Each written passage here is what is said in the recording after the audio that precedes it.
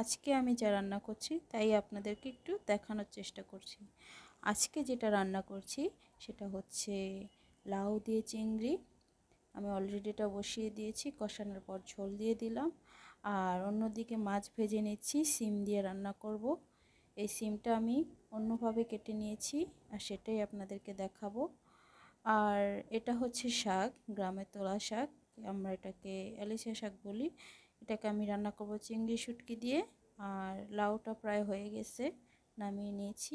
এখন এই সিমটা আমি বিচিগুলো আলাদা করে বিচির খোসাটা ফেলে আলু দিয়ে কষিয়ে নিচ্ছি।